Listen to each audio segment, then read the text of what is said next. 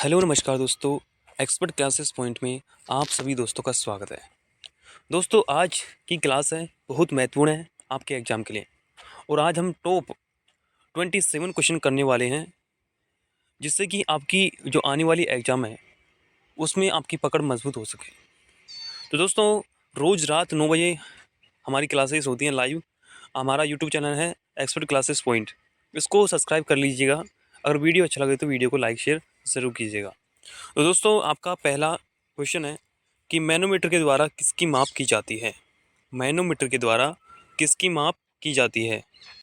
दोस्तों इसका right answer होने वाला है ऑप्शन नंबर 1, यानी सॉरी तो दोस्तों इसका जो राइट आंसर होगा वो होगा आपका गैसों का दाब।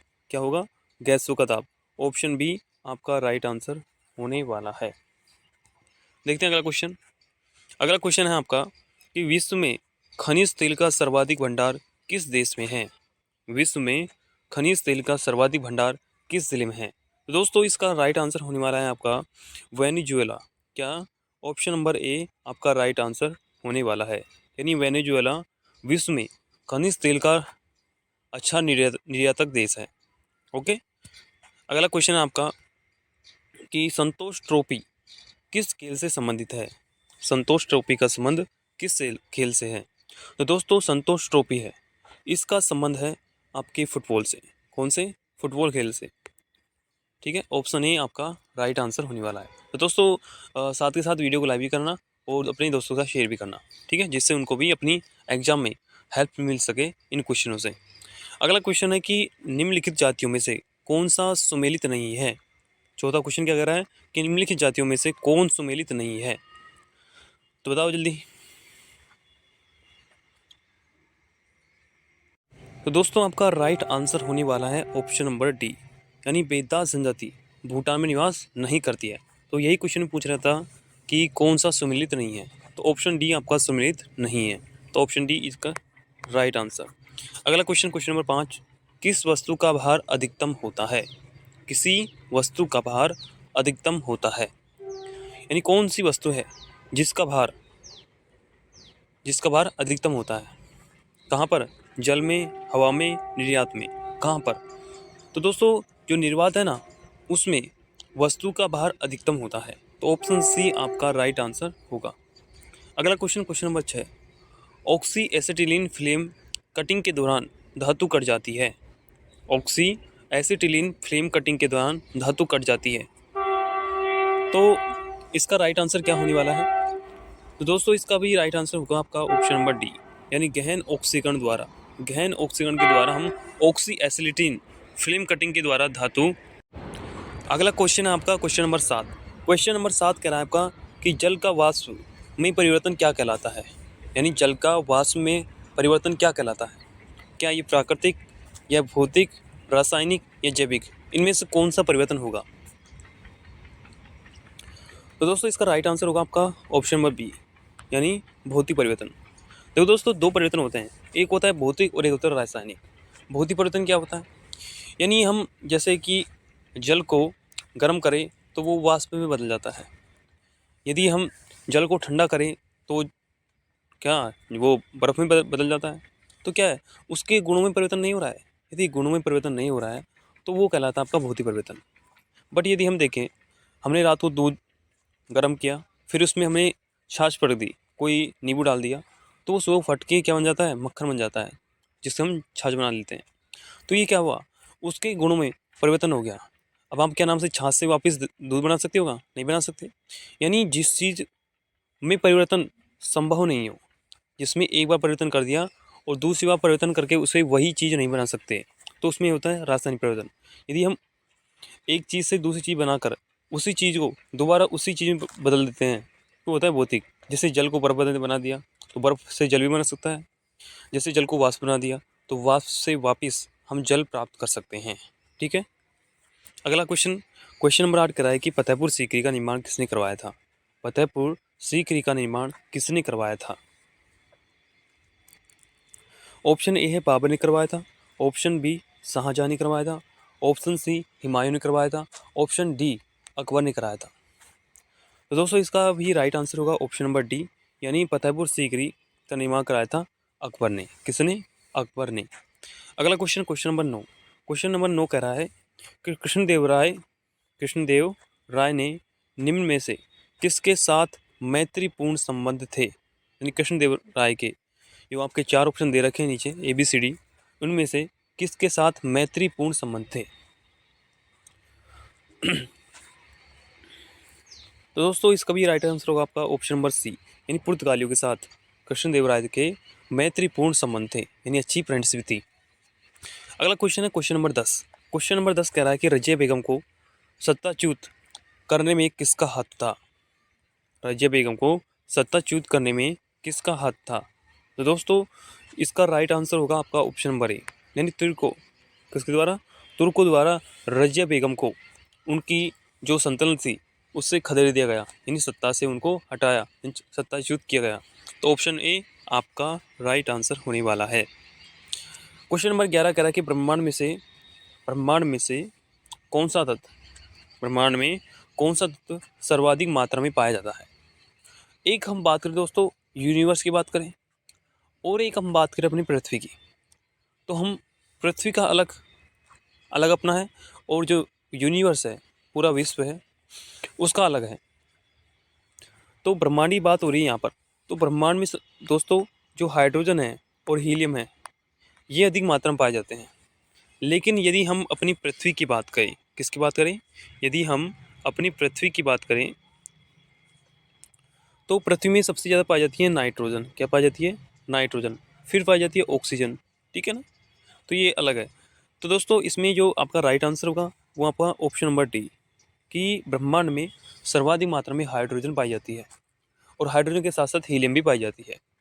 लेकिन पूछ ली पृथ्वी में सर्वाधिक मात्रा में, तो पृथ्वी में सर्वाधिक मात्रा में पाई जाती है नाइट्रोजन।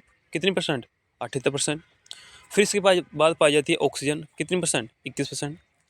और इसके बाद 3% बचती है, उसमें हम कार्बन डाइऑक्साइड को ले सकते हैं और अन्य गैस से आ जाती हैं। ठीक है, ये बात हो गई। अगला क्वेश्चन 11वां क्वेश्चन कह रहा है कि लेंस की शक्ति को किसके द्वारा व्यक्त किया जाता है? लेंस की शक्ति को किसके द्वारा व्यक्त किया जाता है? दोस्तों लेंस की जो शक्ति है इसको डायोप्टर के द्वारा व्यक्त किया जाता है, यानी ऑप्शन ए आपका राइट आंसर होगा। अगला क्वेश्चन दोस्तों वीडियो को साथ साथ लाइक कर देना, और यदि कुछ चीज़ समझ में नहीं आ रही तो आप कमेंट बॉक्स में आप बोल सकते हो, उसका सॉल्यूशन आपके जो अगला वीडियो होगा उसमें किया जाएगा। ठीक है, अगला क्वेश्चन है 13वां है कि लाल बहादुर शास्त्री स्टेडियम कहाँ पर स्थित है? लाल बहादुर शास्त्री स्टेडियम कहाँ पर स्थित है? क्या अहमदाबाद में है? क्या चंडीगढ़ में है? क्या नई दिल्ली में है? क्या हैदराबाद में है? बता दोस्तों लाल बहादुर शास्त्री स्टेडियम कहाँ पर है? तो दोस्तों आपका वक्त हुआ ख़त्म। तो इसमें ये राइट आंसर होगा ऑप्शन नंबर डी, यानी हैदराबाद में। जो लाल बहादुर शास्त्री स्टेडियम है वो आपका हैदराबाद में स्थित है। अगला क्वेश्चन, क्वेश्चन नंबर 14। तड़ी चालक बनाए जाते हैं। ऑप्शन ए लोहे के, ऑप्शन बी तांबे के, ऑप्शन सी इस्पात के, ऑप्शन डी एल्यूमिनियम के।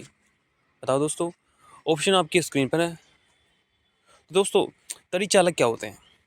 देखो आपको मैं बता देता हूँ। देखो ये घर है, क्या है ये? घर है एक। ठीक है, घर है। देखो अब ये बदल हैं, ये जो आपस में टकराते हैं ना तो ये बिजली भी कड़कती है, और बिजली ये कड़कती है ना, इसमें बहुत बड़ा आवेश होता है।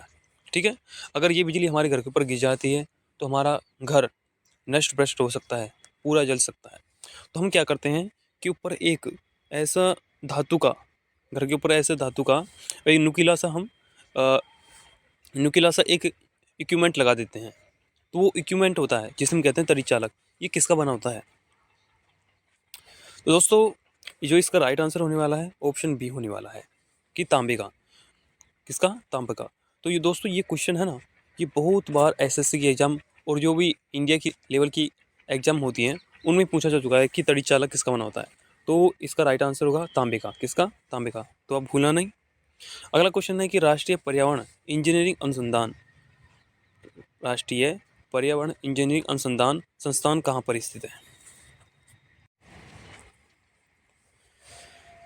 तो दोस्तों आपका वक्त हुआ ख़त्म, और मैं बताता हूँ इसका आंसर। तो इसका रोज की तरह आंसर होने वाला है ऑप्शन नंबर सी, यानी जो नागपुर है ना वहाँ पर राष्ट्रीय पर्यावरण इंजीनियरिंग अनुसंधान संस्थान स्थित है। ओके, अगला क्वेश्चन है क्वेश्चन नंबर 16। तो साथ साथ दोस्तों वीडियो को लाइक करना और चैनल को सब्सक्राइब करते रहना। अगला क्वेश्चन है 16 क्वेश्चन है कि तुर्की देश की राजधानी क्या है? तुर्की देश की राजधानी क्या है? Option A Moscow, option B Canberra, option C Wellington, option D Ankara. तो दोस्तों इसका राइट आंसर होने वाला है आपका ऑप्शन नंबर डी, यानी अंकारा। अंकारा क्या है? तुर्की देश की राजधानी है। तो दोस्तों आपको यदि आप एग्जाम की तैयारी कर रहे हो इंडिया लेवल की, ठीक है, कोई एसएससी की और भी बहुत सारी एग्जाम होती हैं, ठीक है, इंडिया लेवल की, यदि तैयारी कर रहे हो तो आपको सभी देशों की राजधानियाँ जरूर पढ़ के जानी है, क्योंकि एक क्वेश्चन वहाँ से जरूर उठता है हर एग्जाम में। ठीक है, अगला क्वेश्चन आपका 17। समुद्री जल से नमक किस विधि द्वारा तैयार किया जाता है?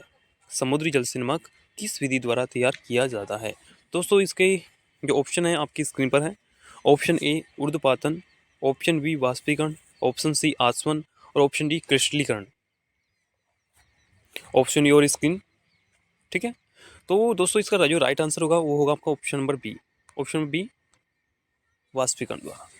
यानी जब समुद्र में जो खारा पानी होता है उसको क्यारियों में इकट्ठा कर लिया जाता है। ठीक है, फिर जब सूर्य का ताप बढ़ता है गर्मियों में, तो वो जो जल है वो वाष्पित होकर उड़ जाता है, और जो आपका NaCl नमक है वो उन क्यारियों में जमा हो जाता है सफ़ेद क्रिस्टल के रूप में। तो ये वाष्पीकरण द्वारा हमारा जो नमक है वो तैयार किया जाता है। अगला क्वेश्चन आपका 18वां। क्वेश्चन नंबर 18 कह रहा है कि पृथ्वी पर वायुमंडलीय दाब का कारण क्या है? पृथ्वी पर वायुमंडलीय दाब का कारण क्या है? क्या पृथ्वी का घूर्णन है? क्या पृथ्वी का परिक्रमण है? क्या गुरुत्वाकर्षण है? क्या इनमें से कोई नहीं? जल्दी बताओ बच्चों, क्या आंसर होने वाला है इसका? तो दोस्तों इसका जो राइट आंसर होने वाला है वो आप सब जानते हो कि सी। जो पृथ्वी पर जो पृथ्वी की जो ग्रेविटी है यानी गुरुत्वाकर्षण है, ये इसके लिए उत्तरदायी है, वायुमंडलीय दाब के लिए उत्तरदायी है। तो ऑप्शन सी आपका राइट आंसर होगा। ठीक है, अगला question, question number 19। Question number 19 कहता है कि विश्व की सबसे लंबी भूमि सीमा किन दो देशों के बीच है? विश्व की सबसे लंबी भूमि सीमा दो देशों के बीच स्थित है? Option A Australia New Zealand, option B Bharat और चीन, ऑप्शन सी स्विट्जरलैंड और इटली, ऑप्शन डी कनाडा और USA। ठीक है, मैं आपको 5 सेकंड दे रहा हूँ आंसर बताने के लिए। तो दोस्तों आपके 5 सेकंड पूरे हो गए, तो मैं इसका आंसर बताने वाला हूँ, और इसका आंसर होगा ऑप्शन नंबर डी, यानी कनाडा और USA यानी संयुक्त राज्य अमेरिका। इन दो देशों के मध्य विश्व की सबसे लंबी भूमि सीमा स्थित है। ठीक है, 19वीं का राइट आंसर होगा ऑप्शन नंबर डी। 20वां क्वेश्चन आपकी स्क्रीन पर। 20वां क्वेश्चन कह रहा है कि शुद्ध जल होता है अम्लीय होता है, क्षारीय होता है या उदासीन होता है, या अम्लीय और क्षारीय दोनों होता है? ठीक है, ऑप्शन योर स्क्रीन। ठीक है, आप जो भी आंसर बताओ कमेंट में पिन कर दिया करो पहले, जिससे कि मुझे पता चल जाए। दोस्तों इसका जो राइट आंसर होने वाला है ऑप्शन नंबर सी उदासीन। ठीक है, यानी ना तो उसमें अम्लता हो और ना ही उसमें क्षारिकता हो, यानी उसका pH 7 हो, तब वो जल क्या कहलाएगा? बिल्कुल शुद्ध कहलाएगा। दोस्तों जो वर्षा जल होती है ना, वर्षा जल वो भी उदासीन होता है, बट जो फैक्ट्रियाँ होती है उनसे धुआं निकलता है, उसके कारण हमारे वायुमंडल में वो अम्लता अधिक हो जाती है, और जिसके कारण अम्ल वर्षा होती है, और जिससे हमारा जो ताजमहल है वो भी पीला पड़ा कि नहीं पड़ा? ठीक है ना, ऐसे जो प्रदूषण होते हैं ना, बहुत सारे कारखाने हैं, उनसे खतरनाक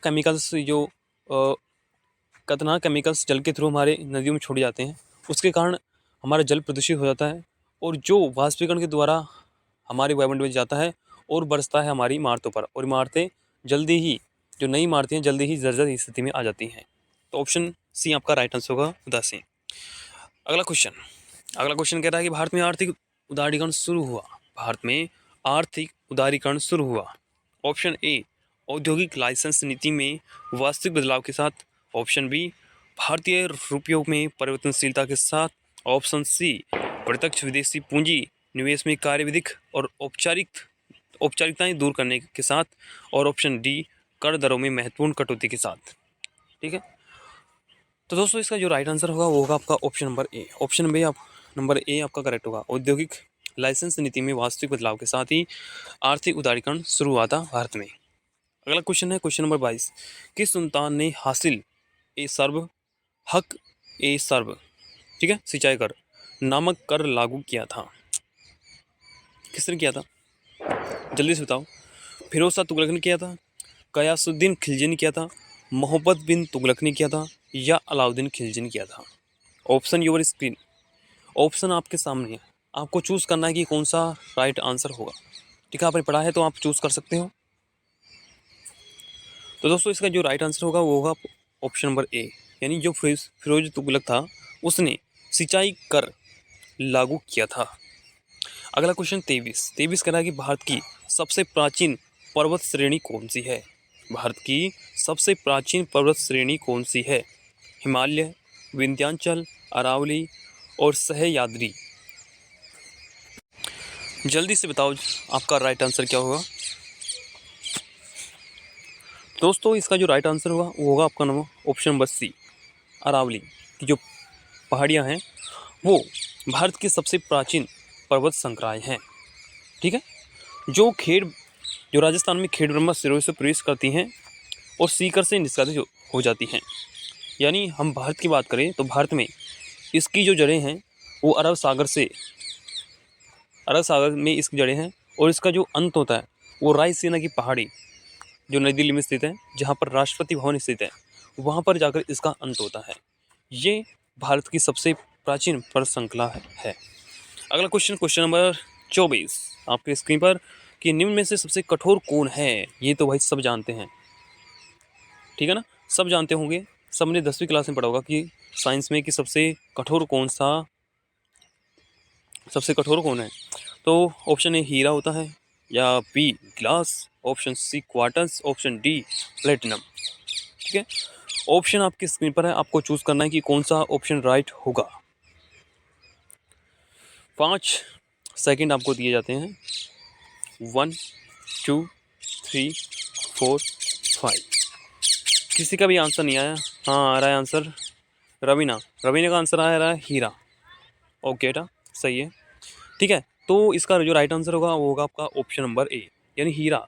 जो हीरा है वो सबसे कठोर पदार्थ है। ठीक है, ओके। अगला क्वेश्चन है आपका क्वेश्चन नंबर 25। पित्त यानी बिल कहाँ जमा होता है? यानी पित्त कहाँ जमा होता है, बताओ जल्दी जल्दी बताओ। यकृत में, ऑप्शन बी पित्ताशय में, ग्रहणी में, या प्लीहा में? जल्दी से बताओ। तो दोस्तों इसका जो राइट आंसर होने वाला है, इसका राइट आंसर होगा ऑप्शन नंबर बी, यानी पित्ताशय में। पित्ताशय में पित्त का जमा होता है।